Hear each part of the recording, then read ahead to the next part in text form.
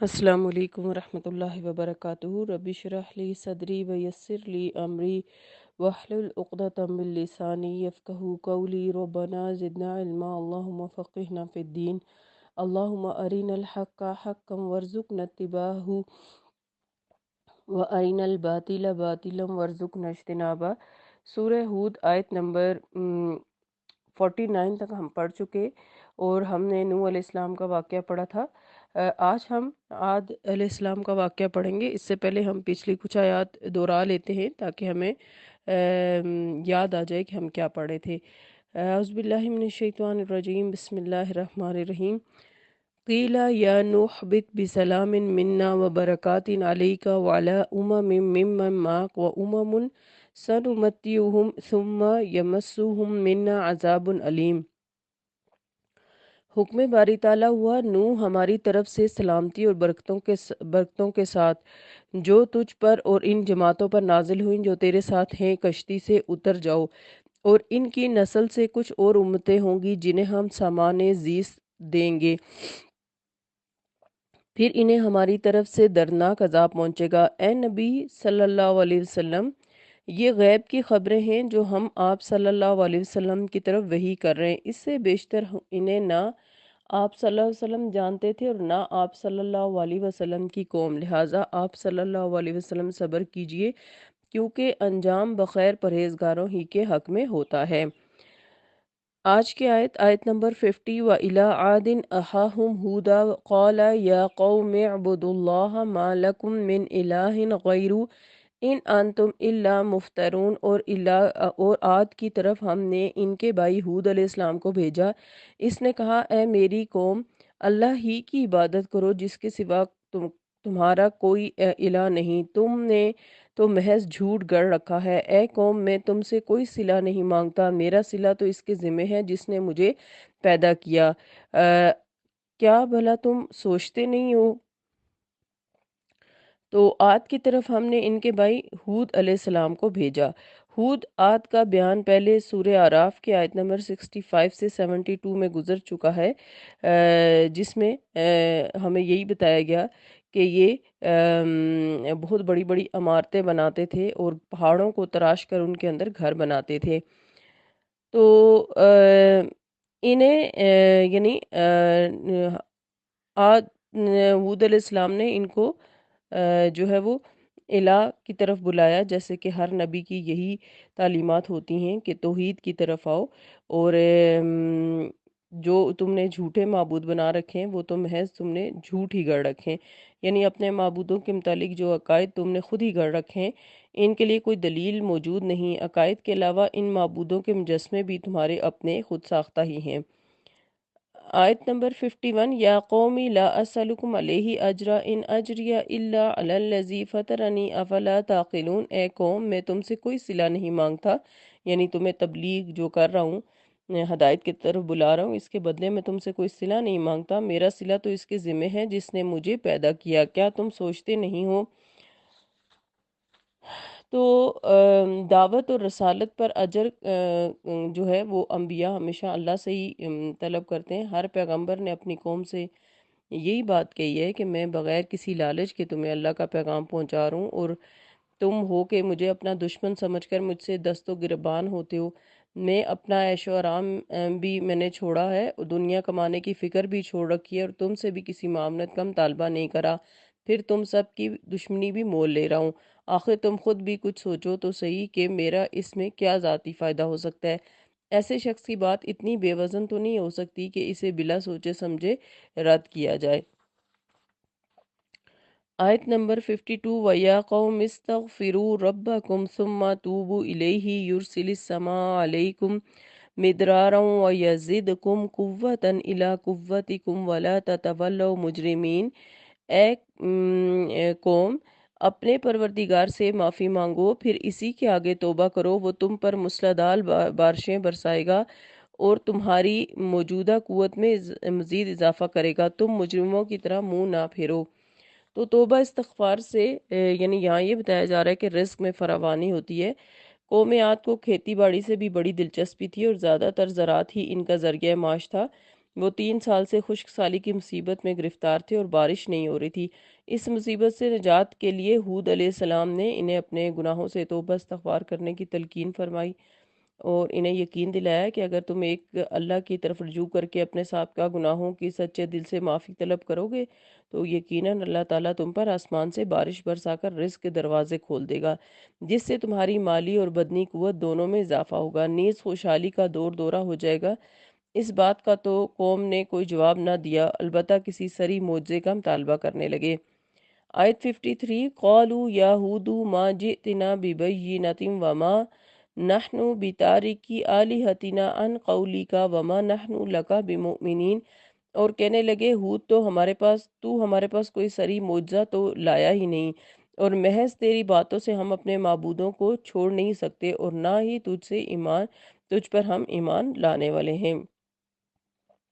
تو ویسے تو ہر نبی کو ایسے دلائل دیے جاتے ہیں جو ایمان لانے والوں کی تسلی کے لیے کافی ہوتے ہیں، مگر ہر دھرم لوگ عموماً کسی ایسے حسی معجزے کے طالب ہوتے ہیں جو ان کی گردنیں پکڑ کر انہیں ایمان لانے پر مجبور کرے، اور وہ اس وقت تک ایمان لانے کو تیار نہیں ہوتے جب تک ایسا معجزہ نہ دیکھ لیں، حالانکہ اس وقت ایمان لانے کا کچھ فائدہ بھی نہیں ہوتا اور ایسا معجزہ پیش کرنا ویسے بھی مشیت الہی کے خلاف ہے۔ آیت نمبر 54 ان نقول الا اعتراک بعض آلہتنا بسوء قال انی اشہد اللہ واشہد انی بریء مما تشرکون۔ ہم تو بس یہ کہتے ہیں کہ ہمارے معبودوں میں سے کسی نے تجھے کوئی تکلیف پہنچائی ہے۔ ہود علیہ السلام نے جواب دیا، میں اللہ کو گواہ بناتا ہوں اور تم بھی گواہ رہو کہ جو کچھ تم شرک کر رہے ہو میں اس سے بیزار ہوں۔ تو معبودوں اور بزرگوں کی گستاخی کا انجام وہ ڈرانا چاہ رہے ہیں، یعنی کوئی بھی نبی جب اپنی دعوت پیش کرتا ہے تو اس پر ایمان لانے والے تو بہت کم لوگ ہوتے ہیں اور کثیر طبقہ ایسا ہوتا ہے جو اس کی مخالفت پر اٹھ کھڑا ہوتا ہے۔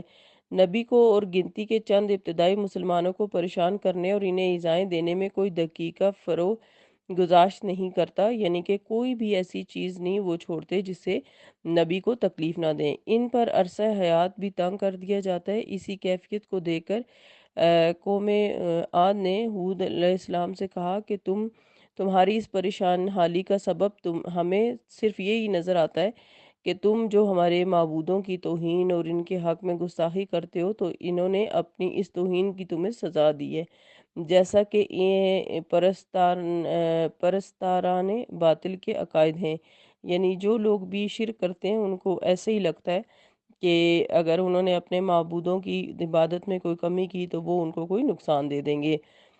اس میں عموماً یہ بات بھی ہوتی ہے کہ اس بات کو ثابت کرنے کے لیے طرح طرح کے افسانے اور حکایتیں بھی تراش لی جاتی ہیں، اور یہ صرف اس دور کی بات نہیں، آج بھی یہی کچھ ہو رہا ہے۔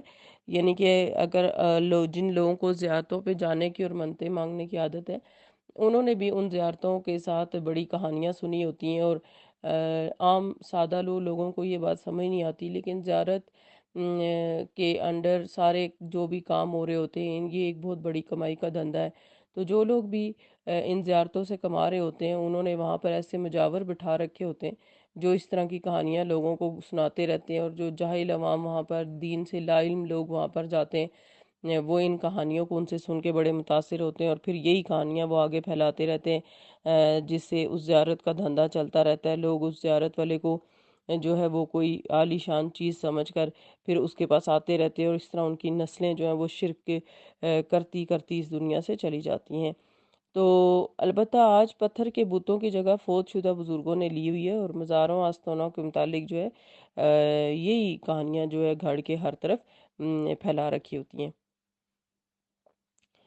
تو آیت نمبر 55 من دونہی فقیدونی جمیعا ثم لا تنظرون، اللہ کو چھوڑ کر باقی تم سب مل کر میرے خلاف جو تدبیر کر سکتے ہو کرو، مجھے مہلت بھی نہ دو۔ یعنی ان کے نبی نے کہا، ہود علیہ السلام نے اپنی قوم کو یہ جواب دیا کہ ان کے اس الزام کو جو انہوں نے ہود علیہ السلام کو دیا تھا کہ تمہارے معبودوں کی، یعنی ہماری معبودوں کی تمہیں مار پڑ گئی ہے، تو ہود علیہ السلام نے جواب دیا کہ تمہارے معبودوں کی ایسی کرامات کا ہرگز میں قائل نہیں ہوں، میں تو اسے اللہ کے ساتھ شرک سمجھتا ہوں اور ہر طرح کے شرک سے بیزاری کا اعلان کرتا ہوں۔ البتہ اگر تمہارا یہ حال ہے کہ تمہارے معبود مجھے کچھ نقصان پہنچا سکتے ہیں تو یوں کرو کہ تم اور تمہارے معبود سب مل کر جو تکلیف مجھے پہنچانا چاہتے ہو پہنچاؤ، اور اس میں بالکل دیر نہ کرو۔ میرا تو یہ یقین ہے کہ اگر اللہ مجھے تکلیف نہ پہنچانا چاہے تو کوئی تکلیف مجھے نقصان نہیں دے سکتی۔ آیت نمبر 56، انی توکلت علی اللہ ربی و ربکم ما من دابت الا هو آخذ بناصیتی ان ربی علی صراط مستقیم۔ میں نے تو اللہ پر بھروسہ کیا ہے جو میرا بھی پروردگار ہے اور تمہارا بھی، کوئی جاندار ایسا نہیں جس کی چوٹی وہ پکڑے ہوئے نہ ہو، میرا پروردگار یقیناً سیدھی راہ پر ہے۔ اس کا مطلب یہ ہے کہ یعنی ہر جاندار کی ہر حرکت اور ہر فعل کی باغ دوڑ اللہ کے قبضے اختیار میں ہے۔ کوئی جاندار اللہ کی مرضی اور اس کی گرفت سے باہر نہیں ہے۔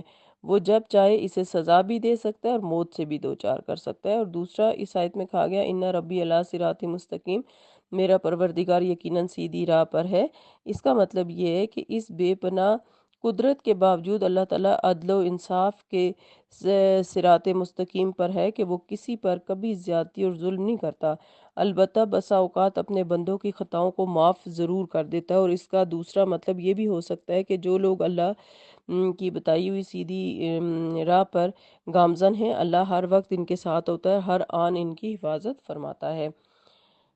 آیت نمبر 57، فَإِن تَوَلَّوْا فَقَدْ أَبْلَغْتُكُم مَّا أُرْسِلْتُ بِهِ إِلَيْكُمْ وَيَسْتَخْلِفُ رَبِّي قَوْمًا غَيْرَكُمْ وَلَا تَضُرُّونَهُ شَيْئًا إِنَّ رَبِّي عَلَىٰ كُلِّ شَيْءٍ حَفِيظٌ۔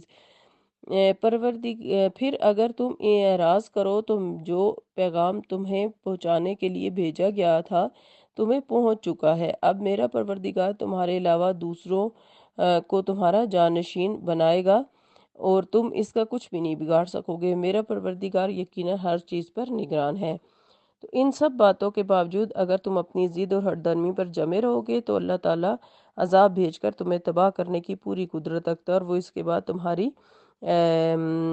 سرزمین کو کوئی دوسرے لوگ لا کر آباد کر دے گا اور تم اس کا کچھ بھی نہیں بگاڑ سکو گے۔ لہٰذا تمہاری عافیت اسی میں ہے کہ اللہ پر ایمان لے آؤ اور شرک کے کام چھوڑ دو۔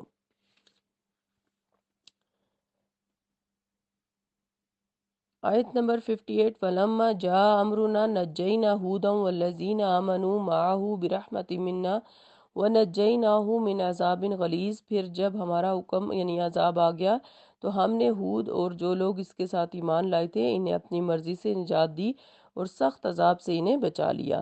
تو قوم ہود پر جب عذاب آیا تو ان پر تند و تیز اور نہایت ٹھنڈی آندھی کا عذاب آیا۔ یہ آندھی اتنی تیز رفتار اور ہولناک تھی کہ اس میں انسان اور درخت اڑتے چلے جاتے تھے، درختوں کو توڑ دیتی اور بعض کمزور چھتوں کو اڑا دیتی۔ پھر یہی چیزیں ایک دوسرے سے ٹکرا ٹکرا کر پارا پارا اور تباہ و برباد ہو جاتی تھی۔ پھر اس آندھی میں شدید ٹھنڈک اور بہت زیادہ یعنی اضافت تھی ٹھنڈ کی، اور یہ آندھی مسلسل 8 دن اور 7 راتیں چلتی رہی جس نے ان کے گھروں میں داخل ہو کر انہیں تباہ و برباد کر کے رکھ دیا۔ عذاب آنے سے بیشتر اللہ تعالیٰ نے ہود علیہ السلام کو وحی کر دی تھی کہ وہ اور ان کے ساتھی فلاں احاطے میں جا کر محصور ہو جائیں۔ اس طرح ایمان لانے والوں کو اللہ نے اس سے بچا لیا۔ پھر آیت نمبر 59 میں اللہ سبحانہ وتعالیٰ فرماتے ہیں وَتِلْكَ عَادٌ جَاهَدُوا بِآيَاتِ رَبِّهِمْ وَعَصَوْا رُسُلَهُ وَاتَّبَعُوا أَمْرَ كُلِّ جَبَّارٍ عَنِيدٍ۔ یہ قوم عاد کی اجڑی ہوئی بستیاں ہیں، ان لوگوں نے اپنے پروردگار کی آیات کا انکار کیا اور اللہ کے رسولوں کی نافرمانی کی اور ہر جبار سرکش کے طریقے کی پیروی کی۔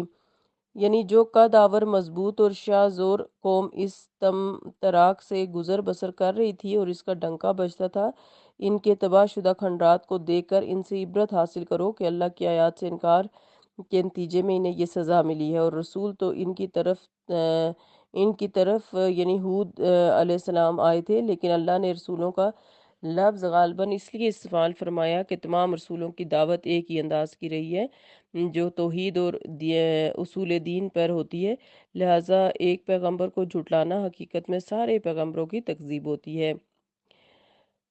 آیت نمبر 60 آج کی تفسیر کی آخری آیت، وَأُتْبِعُوا فِي هَٰذِهِ الدُّنْيَا لَعْنَةً وَيَوْمَ الْقِيَامَةِ أَلَا إِنَّ عَادًا كَفَرُوا رَبَّهُمْ الا بعد لیاد قومی ہود، آخر اس دنیا میں لعنت ان کے پیچھے لگ گئی اور قیامت کے دن بھی لگی رہے گی۔ دیکھو قوم عاد نے اپنے پروردگار کا انکار کیا، دیکھو یہ عاد کے لوگ دھتکار دیے گئے جو ہود کی قوم تھے۔ یعنی جب بھی ان کا ذکر ہوگا، جیسے کہ ہم نے پڑھا کہ یہ بہت قداور اور مضبوط اور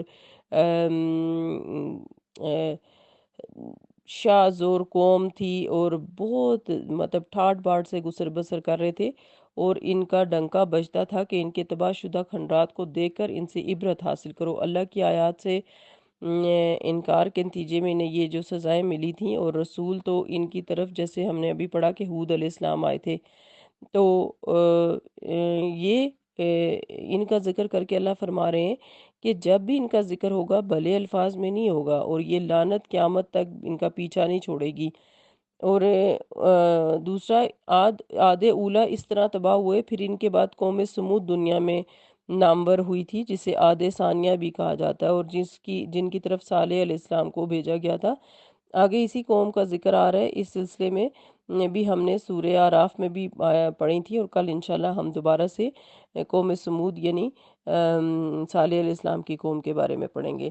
جتنی بھی قوموں کے بارے میں ہم قرآن پاک میں پڑھے ہیں، ہمیں پتہ چلتا ہے کہ ان کی سرکشی اور نافرمانی کی وجہ سے اللہ سبحانہ وتعالیٰ نے ان کو نیست و نابود کر دیا، اور ان کا انجام برا ہوا، اور قیامت میں تو ان کے لیے بہت ہی بڑا عذاب ہے، لیکن دنیا میں بھی جب جب قرآن کی تلاوت ہوتی ہے، جب ان کے بارے میں پڑھا جاتا ہے، تو اسی طرح کے الفاظ ان کے لیے استعمال ہوتے ہیں۔ اس میں ہمارے سیکھنے کی بات یہ کہ ہمیشہ انسان کو اللہ تعالیٰ کی فرما برداری میں زندگی گزارنی چاہیے، تاکہ ایک نیک انسان جب اس دنیا سے جاتا ہے تو اس کے جانے کا ہر مخلوق جو ہے وہ افسوس کرتی ہے اور اس کے لیے دعائیں کرتی ہے، جبکہ ایک برا انسان جب اس دنیا سے جاتا ہے یا بری قوم جاتی ہے تو ساری مخلوق اللہ تعالیٰ کی شکر ادا کرتی ہے کہ اس سے جان چھوٹی۔ اللہ تعالیٰ ہم سب کو سچی ناموری عطا فرمائے، اور اپنا آخری سانس تک اپنے دین پر عمل کرنے کی توفیق عطا فرمائے، آمین۔ سبحانک اللہم و بحمدک نشہد ان لا الہ الا انت نستغفرک و نتوب الیک۔ السلام علیکم ورحمۃ اللہ وبرکاتہ۔